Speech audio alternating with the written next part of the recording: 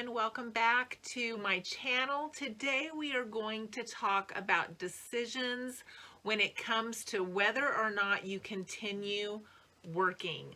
And this is focused more towards retirement and some of the things that my husband and I have just been talking to death, discussing on whether or not it's time to stop working. And I know that a lot of people have started this retirement early movement and this FIRE movement of being financially independent, or taking even a hiatus at times and taking off a year or 6 months and then just traveling or just giving themselves a break. So I'm going to talk today about retirement concerns and can I retire now? So these are some of the things that my husband and I have discussed over some of the research and stuff that we have done. And like I said, some of this we've just almost talked it to death. So I thought I would share it with you and get your feedback on this. The first thing is that working longer will always make mathematical sense. Your numbers are always going to look better than they do right now. That is just math. Working 1 year or 2 years or 3 years is always going to look better on paper, and it's always going to make more sense financially. But many of us fall into that trap of I'm just going to work 1 more year or 2 more years, and then we get scared to ever actually stop because it just looks better on paper. The second reason is the longer it takes to make a decision doesn't necessarily mean that it's a better decision. And I touched on this in the beginning, that my husband and I have just talked this to death. And you've heard that old saying, you can't beat a dead horse, because it's already over. It's already, you just keep rehashing the same concerns. You just keep doing more research and more opinions, and you just keep making more lists of things. And sometimes doing all of that doesn't necessarily mean you ever come to a decision, nor does it mean that that decision is a better decision because you drug it out so long. Many times all we do is just extend and procrastinate that decision. And making a decision quicker, sometimes it's just like pulling off that Band-Aid, just jumping into that cold water, making that decision and going with it, rather than just dragging it out. Sometimes just makes it harder, I think. It makes it harder to finally, get up off that couch and make that decision. The third concern is that all retirement years are not the same. So if you retire at 55, your next 30 years are not going to be equal. They're not going to be equal physically. And so if you retire and later in life, it just goes in theory that you have less of those years that you can really be physically active and more of the years that you sit on the couch and wait for the next doctor appointment and watch TV. So we have to take that into consideration, that all of those retirement years are not equal in our physical ability, and they're not equal in the satisfaction that we can obtain from not working. So that's something to keep in mind. The fourth reason is that no one ever says, I wish I would have waited and worked 2 more years or 3 more years. No one ever says that. They always say, I wish I would have done it sooner. That's what everyone always says. I wish I would have done it sooner. I wish I hadn't been so afraid. I wish I hadn't put it off so long. I could have been doing this years ago. So that's something to keep in mind, is that we never hear anybody say, gosh, I wish I would have worked longer. The fifth reason is we deserve this. We've worked hard to get where we're at. We've put in the time. And so often, I think we get used to always having to go to work. That's just been our routine. That's been our schedule for so long. We get up And that's just what we do. That's what our life looks like. That's what Americans do, is they get up, they get dressed, and they go to work. And to be the person that doesn't get up and go to work is kind of scary, because that puts you in a set of people that is not the norm. And then you are so used to getting up and going to work, you're like, well, what would I do?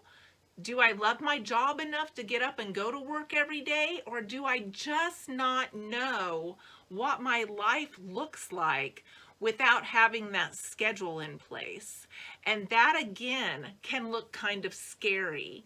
So we deserved this. We worked for this. This is our time. And that's one of the things that I keep saying to myself is, I don't need to feel guilty if I retire early. I've worked 2 and 3 jobs almost all of my life, and it's my time.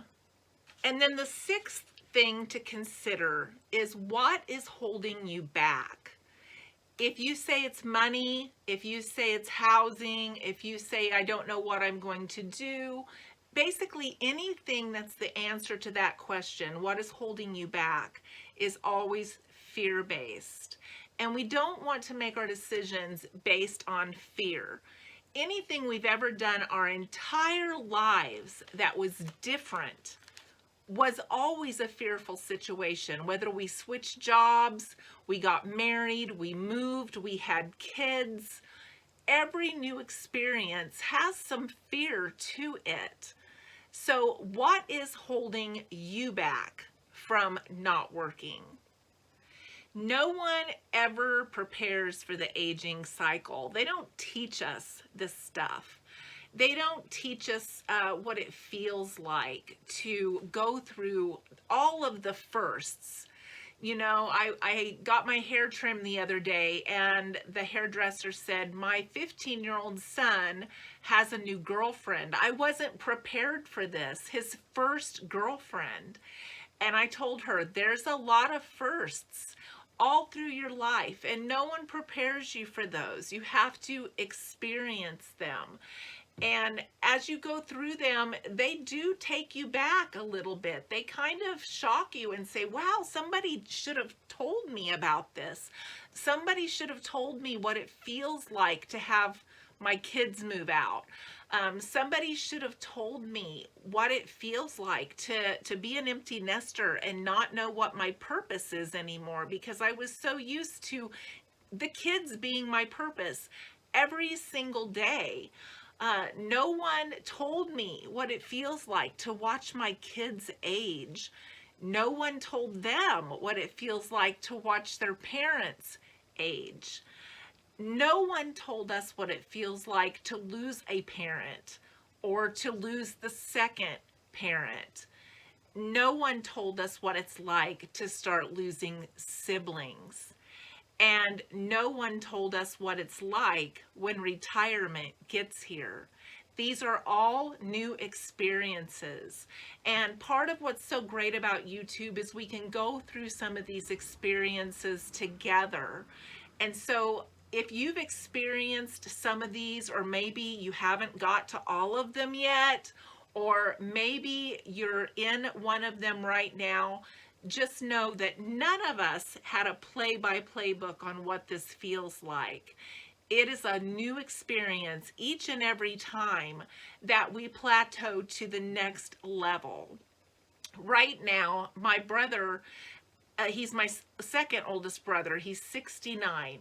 He's the same age as my other brother who passed away. And we just lost my aunt here the other day that I shared with you guys. And he's now the oldest living person on my dad's side of the family. That has to feel really weird. And it is bothering him, because no one ever tells you that you might at one point be that person. You might be that matriarch in your family. So things happen in different order for all of us, but one thing is consistent with all of us. We all deserve the rest. We all deserve the relaxation that comes with not working. We all deserve to have more time and to be able to spend more time enjoying our family. We've all worked to the point where we all deserve those things. So make your own bucket list here. What do you want to do when you stop working? What does that perfect day look like for you? And if you would share some of those things in the comments below, I would love that. And I would love to share it with my husband, because we talk often about retirement and what does that perfect day look like once it's here. So thanks for listening today, and I hope to see you in the next video.